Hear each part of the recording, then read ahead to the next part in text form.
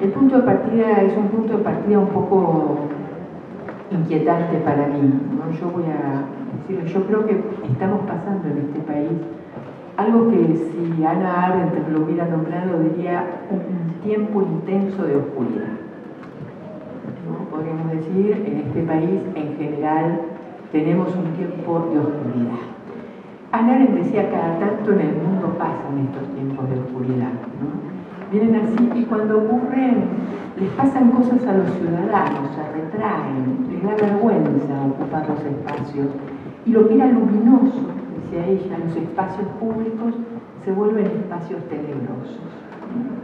Uno podría decir espacios tenebrosos porque llenos de impostores, ¿no? Llenos de unas farsas, de unas figuras, de unas retóricas que desgastan palabras nobles, ¿no? Gente que habla de los derechos y no hace políticas que permitan que los derechos sean de verdad derechos, ¿no? Es decir, hacen una especie de perversión del lenguaje, hasta el punto que por momentos uno casi podría quedarse como sin palabras, porque las palabras han sido tomadas por otros, ¿no?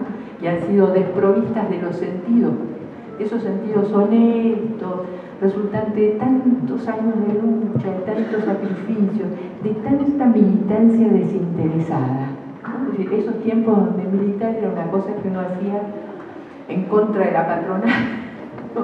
Nunca rentada, ¿no? En horario nocturno o en el que fuera, en el tiempo que había que inventarse para andar por ahí. Si esta hipótesis que yo, es decir, yo la enuncio y ojalá me equivocara, digo, ustedes podrían también señalarme que esto no es así para ustedes, que no lo piensan así, pero si la hipótesis fuera cierto, ¿no? Esta hipótesis de los tiempos de oscuridad, uno tendría que preguntarse, ¿pero por qué? ¿Por qué pasa y a veces yo encuentro palabras propias? Y a veces, así como ustedes hacían en el video cuando hablaban acá, me siento que tengo que recurrir a palabras de otros que vinieron antes y dijeron algunas cosas de unas maneras espléndidas que a mí no se me ocurrirían. Entonces hay un teórico del derecho, un hombre ya viejito,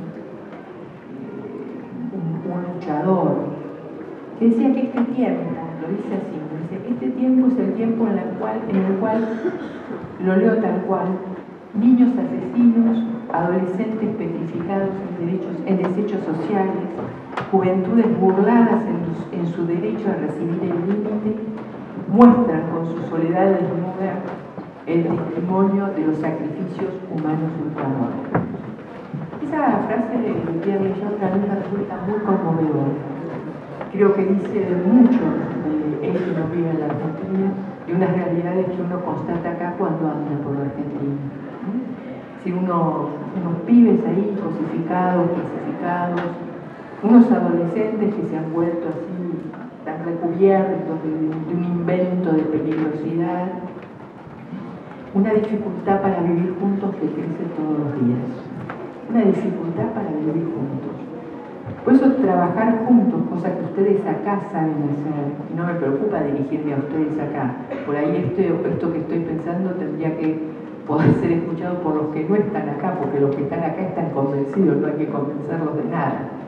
El problema es que si queremos cambiar algo hay que convencer a otros, hay que poder comunicar a otros, hay que poder hacer que se sumen otros, ¿no? Si yo iba notando mientras los compañeros iban hablando cuestiones que me parecen importantes. Hay una cosa que me pareció importante, que lo dijeron de modos distintos todos. Mónica me parece que usó exactamente esa palabra, ¿no? Hay que sumar, ¿no? Para poder cambiar hay que sumar.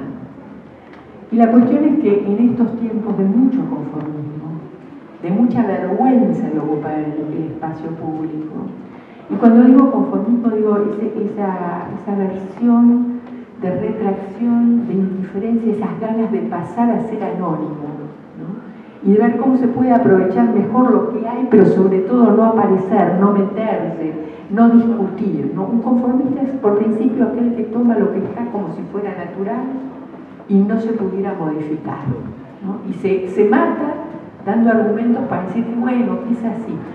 Incluso hay una fórmula científica, o sea, el paradigma de Ash. Ash demuestra que hace un experimento y demuestra cómo junta, supónganse, no me acuerdo, 20 personas, de las cuales 19 eran contratadas por él y uno era libre. Entonces él va sometiendo a esa gente unas decisiones y le va dando indicaciones a los contratados por él, ¿no? De manera tal que al principio algunos dudan de la cosa, qué sé yo, hasta que llega un momento que empiezan a sumar entre ellos, y el que pensaba distinto termina diciendo al final, bueno, pienso lo mismo. Entonces el paradigma de Ash dice, yo no me puedo rebelar contra lo que parece así como algo de una corriente de opinión que se lleva todo puesto. Entonces, digamos, tenemos que sumar en tiempos, me parece, donde todo apunta a dividir y a restar.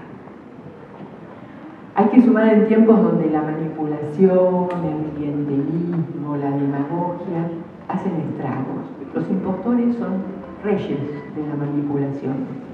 Y los tiempos de oscuridad, digamos, son propicios para los manipuladores, porque como la gente tiene un poco de miedo, está acorralada en la subsistencia, en la nuda vida, tiene que arreglársela para vivir y empieza a reclamar solo por lo más. No es que esto no sea importante, quiero decir, pero a ver, es un poquito como egoísta y miserable, quiere seguridad.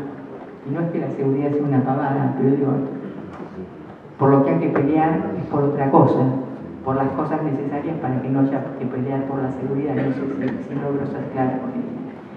Otras de las cosas que ustedes plantearon, digamos, en esta serie de palabras y que me conmueve como escuchar en otros o sentirme identificada, ¿no?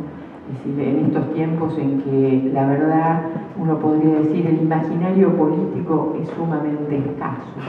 Hay un gran imaginario económico, pero un imaginario político así, renovador, transformador, de cambio, está un poquito así como si hubiera agarrado un gran invierno y necesitáramos una fuerte primavera. Entonces, estamos acá, digamos, para pensar cómo juntarnos con otros, no con los que estamos acá, porque los que estamos acá ya compartimos, tenemos algo en común, aunque tengamos muchísimas diferencias. Y el hecho de que podamos estar juntos teniendo en común y diferencias habla de la posibilidad de compartir. Finalmente, todos los que hablaron antes aludieron a esta cuestión de formar parte.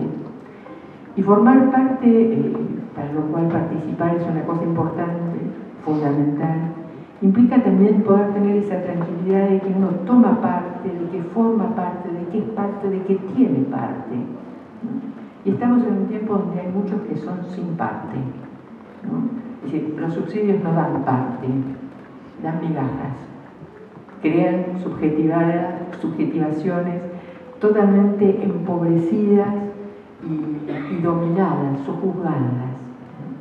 Entonces estamos acá, podríamos decir, por una serie de cuestiones que nos juntan y por las que deberíamos juntar a otros. Quizás porque el hecho de que siga habiendo sacrificables, como decía De Jong, es algo que se nos vuelve intolerable. El hecho de que se reproduzcan las vidas dañadas o las vidas mutiladas nos parece inaguantable. Y cuando a uno le parece inaguantable todo eso, tiene que ponerse a pensar algo, ¿no? Y cuando uno dice pensar no es cualquier verbo, recuerden, pensar es un modo subversivo de aprender al mundo.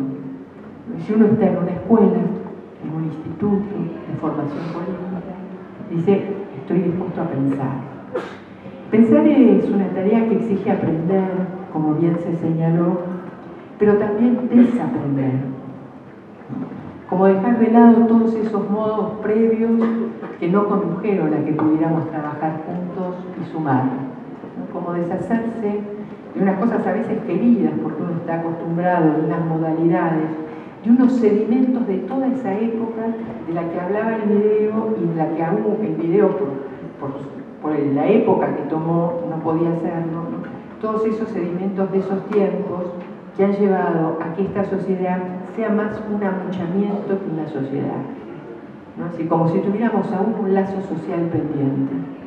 Estamos muchos, pero no necesariamente sumados ni multiplicados, ¿no? Estamos ahí, atropados, por decirlo de alguna manera. Cuando decimos que estamos en una escuela, en unos institutos asociados, en la provincia, los de la ciudad, los del país, ¿no?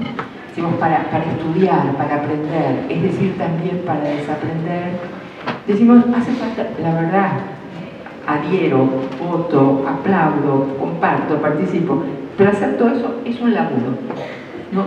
Uno no puede ponerse a estudiar si no está dispuesto de verdad a que se le muevan a uno un poco las estructuras que pesan en nuestra cabeza, ¿no? Las de los repertorios de palabras vaciadas de sentido, las palabras que seguimos usando y que fueron traídas por filosofías que no compartimos, ¿no? Y cuando uno dice pensar, dice estar dispuesto a recuperar algunos órdenes simbólicos, a volver a darle al Estado y a la posibilidad de lo público ese resplandor hoy oscurecido, hacer que la gente no sienta vergüenza de formar parte del Estado, ¿no? Y no hay nada más terrible que trabajar en el Estado cuando uno le llenaron la cabeza, sino de lo antiestatal, por lo menos de lo aestatal, ¿no? Es difícil ir a trabajar todos los días a un lugar que se significó como una basura. Recuperar en consecuencia unos orgullos, unas esperanzas, pero no la esperanza de la espera pasiva, ¿no? La esperanza que lleva a levantarse todas las mañanas y hacer de esa mañana la posibilidad de un comienzo. Y todo eso, poder comenzar a trabajar junto con otros que hoy no están acá, pero que quisiéramos sumar, implica discutir mucho de lo que hoy hace hegemonía, ¿no? Implica discutir esa forma en que el capitalismo instala no solo la pobreza y la miseria de la gente, sino la pobreza y miseria de las cabezas de la gente, ¿no? Que es una cuestión menos así, aparentemente menos dolorosa, pero que crea un enorme estado de desocupamiento de la gente.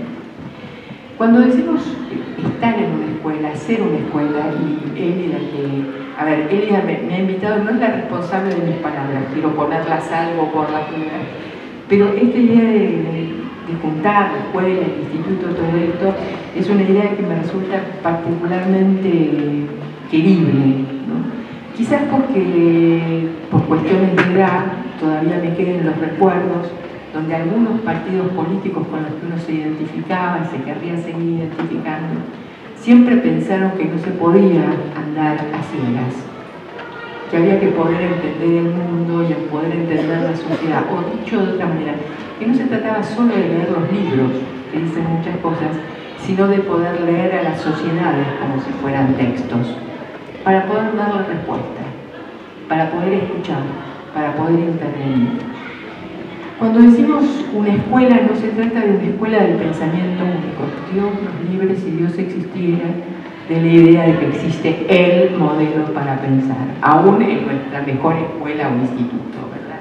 Cuando alguien impone el totalitarismo del uno, el pluralismo, la democracia, la participación se fue al tacho, ¿no? Si hay pensamiento, el pensamiento implica la posibilidad también de sumar, también de dar cabida a lo diverso, a lo distinto, a lo que discute.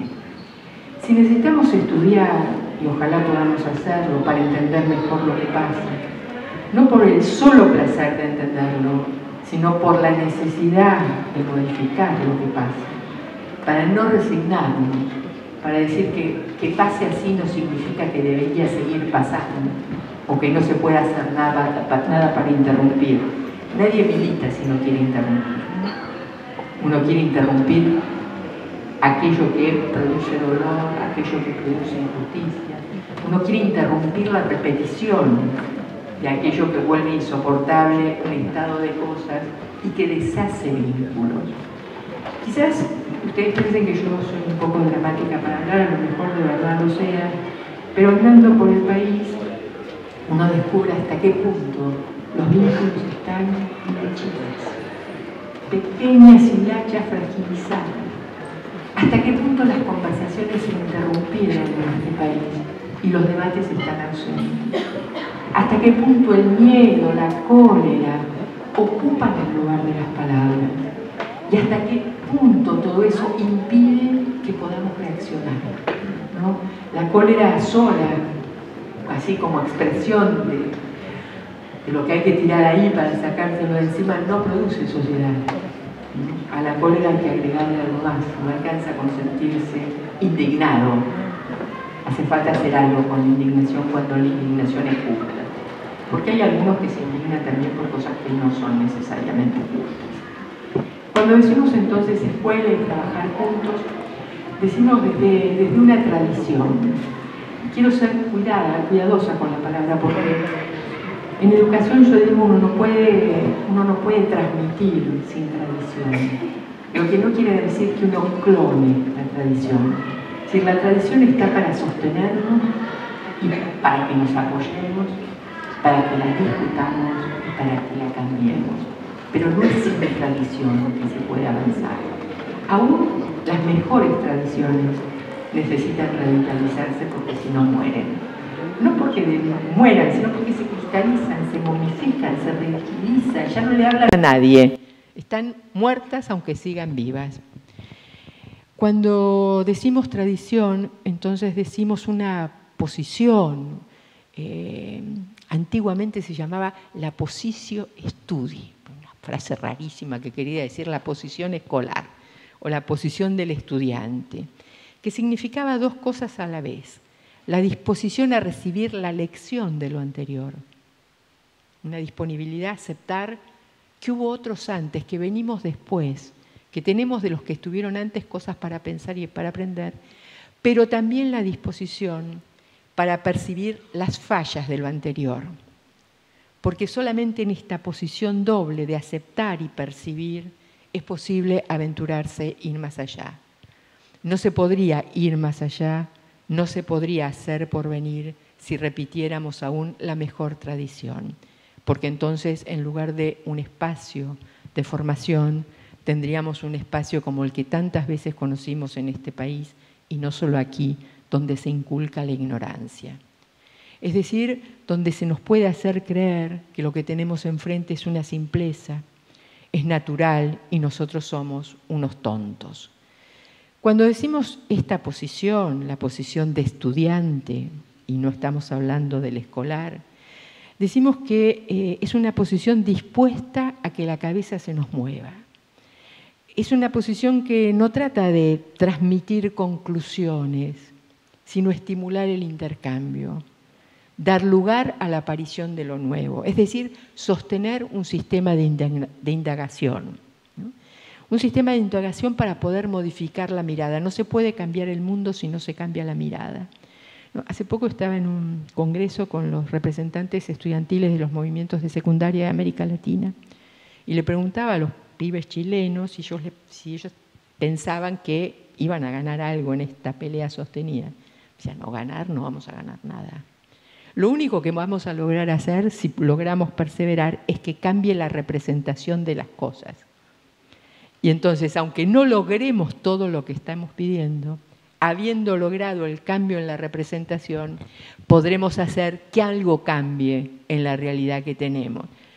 Una lección de los pibes, ¿no? De aprender también a diferir, ¿no? De saber que esta cuestión que es finalmente cultural, lo que hay que cambiar en nosotros mismos.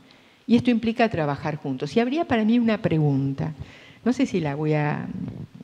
Tenía muchas páginas mi pregunta, no sé si me voy a quedar en las páginas de la pregunta, pero en todo caso hay una pregunta que quiero hacer, ¿no? Es decir, ¿por qué si habría tanta gente dispuesta a una osadía, ¿no? a cambiar? ¿Por qué si hubiera tanta gente deseosa de juntarse para sumar, para trabajar con...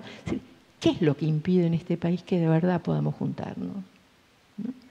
¿Qué de una cosa mortífera sigue trabajando todavía para que no podamos sumar?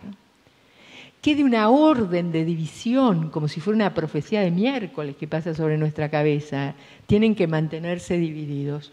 Y tienen que hacer de las diferencias las razones de una guerra, no las razones de un debate, ¿no? Algunos autores, les doy una pista, pero no es una pista tranquilizadora, dicen lo que estaría pasando es que la pulsión de muerte que divide y separa está ganando momentáneamente la partida a la pulsión de vida que junta y une. Bueno, es una hipótesis teórica, podemos decir así, como toda teoría, una ficción. Pero podría ser que todavía algo del orden, de la orden de muerte, siga funcionando para no permitirnos la posibilidad de sumar las cuestiones de la vida. Digamos, trabajar juntos parece un deseo de todos y sin embargo 1000 obstáculos. Nosotros mismos quizás también como obstáculos, ¿no? Es decir, nosotros mismos si nos resignamos, nosotros mismos si nos conformamos, nosotros mismos si aceptamos el recetario, nosotros mismos si nos plegamos a los opinólogos, nosotros mismos si dejamos de priorizar los principios para priorizar otras cosas. En todo caso, digo, hay una cuestión que me parece propia a la política y es un filósofo el que nos la recuerda, un tipo muy interesante que se llama Etienne Tassán, que escribió un libro hace poco que se llama El maleficio de vivir juntos. Y se parece como si sobre nuestra sociedad, y toma una expresión de Merleau-Ponty, que dice, es como si pesara sobre nosotros el maleficio de vivir juntos, ¿no? Y Etienne Tassán se revela contra este maleficio, dice hay que romper este maleficio, ¿no? Tenemos que romper las profecías de fracaso, por decirlo de alguna manera, ¿no? Tenemos que como hacer un enorme esfuerzo para salirnos de la orden de la división, sin volvernos demagogos, ¿no? Uno podría salir fácilmente de la orden de división si uno se volviera un oportunista, un demagogo, un conformista políticamente correcto. Entonces, fíjense lo que dice Etienne, ¿no? Etienne dice que lo que los hombres emprenden para colectivamente acomodar la vida social y que lleva el nombre de política, fracasa tan a menudo, ¿no? Y sin embargo, no se concluye de eso. Es decir, a nadie se le ocurriría concluir por ello que la política es inútil o en vano, ¿no? No es que uno se tenga que volver exitoso, ¿no? Uno tiene que perseverar. Y dice Etienne, así todos los días hombres y mujeres se levantan para combatir en nombre de la igualdad y a favor de la libertad y la justicia. Dice, bueno, los hombres y las mujeres que mantienen la convicción de que es necesario una y otra vez reanudar el combate y las luchas por ciertas causas, ¿no? Causas, si uno hay un filósofo contemporáneo que dice que uno solo debería seguir o inscribirse en las causas que parecen perdidas de antemano y defenderlas. No, hacer sociedad parece una causa perdida de antemano en tiempos donde el capitalismo justamente no necesita sociedad. La causa de ser política en la sociedad donde reina la erótica del mercado también parecería una causa perdida. Y sin embargo son las causas en las que nos embanderamos, ¿no? Entonces, mantengo la pregunta, sin tratarla, después si quieren la charlamos, ¿qué nos impide trabajar juntos a sabiendas de que parece ser lo que queremos, lo que querríamos, lo que se nos volvería necesario? Hay una opción quizás a tomar. Ustedes todos la tomaron. Quiero creer, estoy casi segura. No estoy tan segura que en nuestro país todos la hayan tomado. Por eso pasa lo que pasa, podríamos decir, ¿no? Y es una opción entre existir o vivir.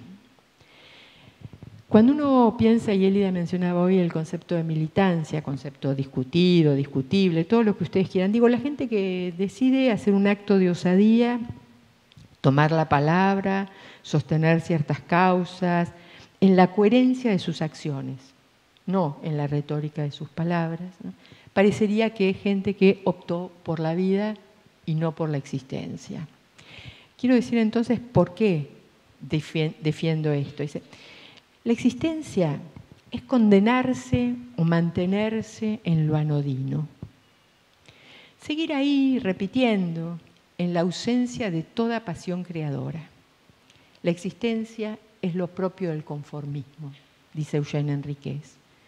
Pero vivir, dice, no, vivir es otra cosa. Vivir quiere decir implicarse en lo que uno hace, tener convicciones y defenderlas. Imaginar las consecuencias de sus palabras y de sus acciones. Estar dispuesto a poner en cuestión sus opiniones, cuestionarse a sí mismo y no caer en un narcisismo de mala fe. Es también una tentación de los tiempos en algunos lados. Uno ve en el escenario de Los Impostores unos narcisismos tan, ¿no?, tan así, tan florecidos, ¿no? Entonces, no caer en el narcisismo, ser capaz de interrogarse y de tomar decisiones irreversibles. Vivir es saberse mortal y, en consecuencia, movilizar todas las fuerzas que se oponen a la muerte y hacer de este saber un trampolín o hacer de este saber una palanca. Por supuesto, cuando alguien decide no ser conformista, cuando uno decide reinventar herencias y resignificarlas, ustedes están en eso. Cuando alguien decide salir a la defensa de las causas que parecen perdidas pero que no lo están, a menos que nos conformemos. Cuando algunos son renovadores de sentidos, nuevos soñadores, con nuevos sueños, ¿no? Sueños a la espera de palabras, de traducción, de interpretación. Uno sabe que lo que se propone no es sencillo. Uno sabe que le dirán de todo, que está loco, que es un inútil, que eso no sirve para nada, que eso no le conviene a nadie, que no hay que juntarse, que es mejor no pensar, que para qué complicarse la vida. Pero uno sabe que uno se vuelve una mera existencia triste si no vive. Y uno sabe también que hay, digamos, hay un hombre que yo quiero mucho que siempre dice, bueno, a ver, si uno va y se golpea la cabeza contra la pared, y puede pasarte que te rompas la cabeza, pero ¿sabes qué? También puede pasar que la pared se rompa. Espero que se rompa la pared y que el rompernos la cabeza sea solamente el esfuerzo de pensar la posibilidad de lo nuevo. Seguramente si somos muchos, más, otros, todos, hay algo de posible en que algunos cercos cognitivos, en que algunas paredes divisorias y fragmentadoras de sociedad terminen por el piso. Muchas gracias.